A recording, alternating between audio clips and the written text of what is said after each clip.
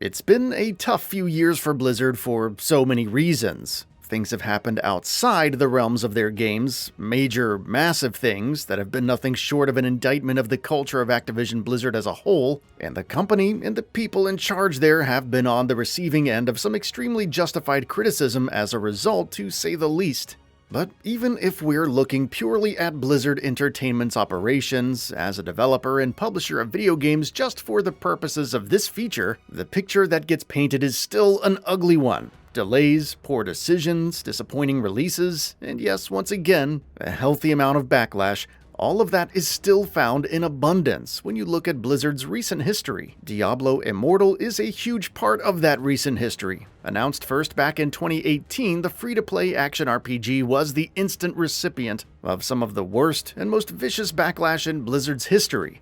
Infamously, the company completely misread the context leading up to the game's announcement, decided to hype people up for a new Diablo reveal, followed up on that hype with the reveal of a free-to-play mobile game, and then had the audacity to act surprised when people were disappointed.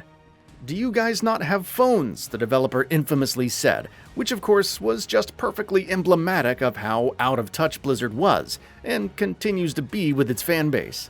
That initial backlash gave way to indifference and apathy over the next couple of years. Diablo Immortal receded into the background, and Blizzard, along with co-developer NetEase, continued working on the game for the next several years.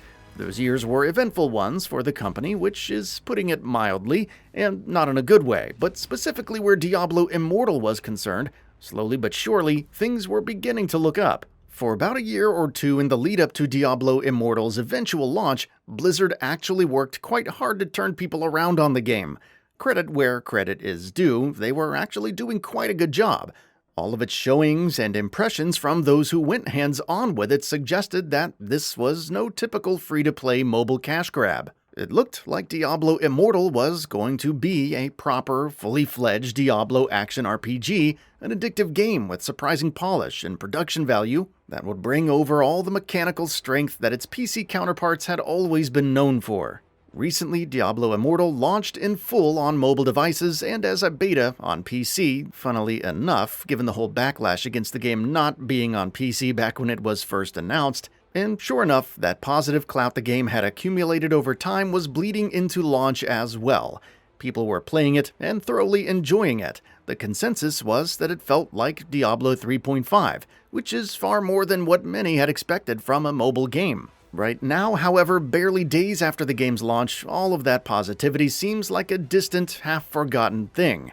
And that's not because the game itself is bad. No, it's because the business practices of Blizzard and the poorly thought-out monetization of Diablo Immortal have overshadowed the game's undeniable strengths. Much of the game's monetization is hardly even surprising. A lot of what is going on here was, to be honest, very much expected. This is a free-to-play game, after all, made primarily for mobile devices, and those facts made it abundantly clear that there was going to be some aggressive monetization in here. Holding it to the standards of monetization that's acceptable in paid PC or console games, or hell, even free-to-play ones, was always going to be unfair. Even by the standards set by itself, though, Diablo Immortal fails on multiple levels.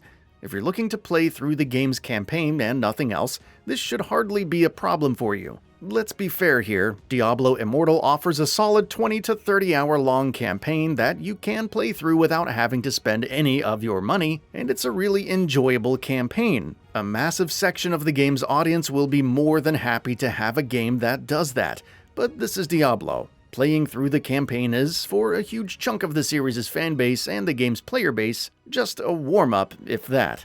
The real fun and bulk of the time one spends on the game comes from post-game activities, and it's there that Immortal's hellish microtransactions rear their ugly head.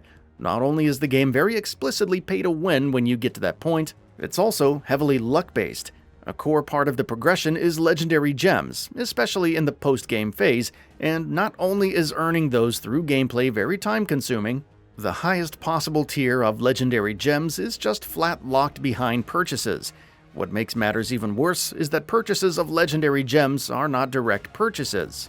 Instead, you have to purchase legendary crests, which are Diablo Immortal's version of loot boxes, which means even after spending money in the game, there's no guarantees that you will get the progression item you're looking for. It doesn't help in the slightest that in the build-up to the game's launch, its developers very explicitly said that players won't be able to purchase money on gear. Sure, that's technically correct, but it's very much false in spirit, because spending money is pretty much a requirement for those who are looking to make meaningful post-game progress, which many would argue forms the bulk of the Diablo experience. So yeah, it's very much pay to win, and littered with loot boxes, and very visibly and explicitly pushing players to spend copious amounts of money on what, for many, is very much the heart and soul of the experience. It's a massive letdown, to put it mildly, and it brings down what is otherwise a really good game. Mechanically, at its core, Diablo Immortal is a solid action RPG that most would happily recommend to others. But as things stand right now, it's hard to do that in good conscience, at least if you've got any interest in its post-game activities. Sadly, this is far from the first time that a good game has been let down by its poorly thought-out and aggressive monetization. Star Wars Battlefront 2 did it. Even Blizzard's own Diablo 3 did it back in the day, though that game had plenty of other issues at launch as well.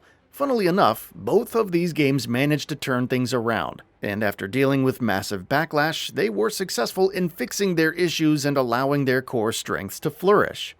Will Diablo Immortal be able to do that? We certainly hope so. It's not impossible, that's for sure, but it's going to be very, very hard. Right now, after widespread review bombing, the game is sitting at a user score of 0.5 on Metacritic, which is the second lowest Metacritic user score for a Blizzard game to date. Hell, Diablo Immortal is even rated lower by users than the disaster that was Warcraft 3 Reforged. 0.6 in case you're curious.